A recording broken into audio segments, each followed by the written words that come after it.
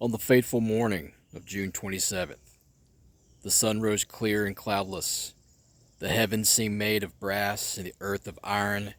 As the sun began to mount towards the zenith, everything became quiet, and no sound was heard save a peckerwood on a neighboring tree, tapping on its old trunk, trying to find a worm for his dinner.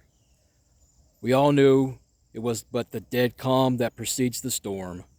On the distant hills we could plainly see officers dashing about hither and thither, and the stars and stripes moving to and fro, and we knew the Federals were making preparations for the mighty contest. We could hear but the rumbling sound of heavy guns and the distant tread of marching army, as a faint roar of the coming storm, which was soon to break the ominous silence with the sound of conflict, such as was scarcely ever before heard on this earth.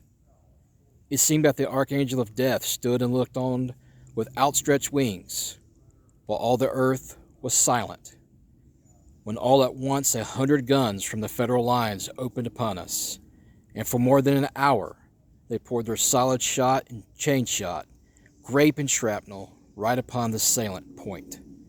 Defended by our regiment alone, when all of a sudden our pickets jumped into our works and reported the Yankees advancing. And almost at the same time, a solid line of blue coats came up the hill.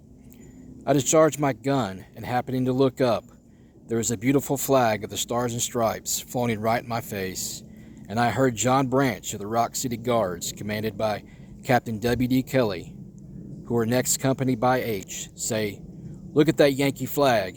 Shoot that fellow." Snatched that flag out of his hand. My pen is unable to describe the scene of carnage and death that ensued the next 2 hours. Column after column of Federal soldiers were crowded upon that line, and by referring to the history of the war, you will find they were massed in a column 40 columns deep.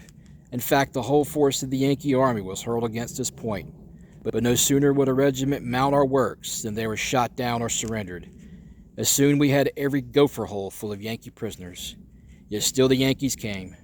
It seemed impossible to check the onslaught, but every man was true to his trust, and seemed to think that the moment the whole responsibility of the Confederate government was rested upon his shoulders.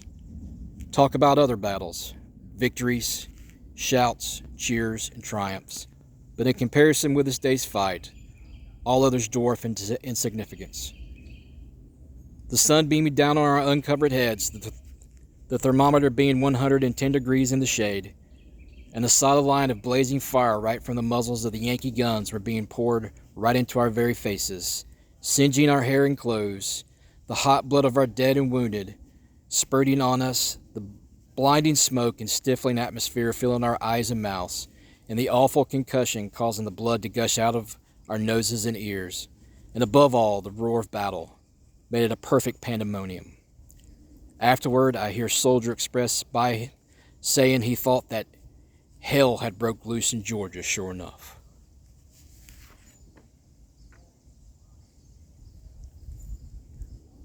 Private Sam Watkins.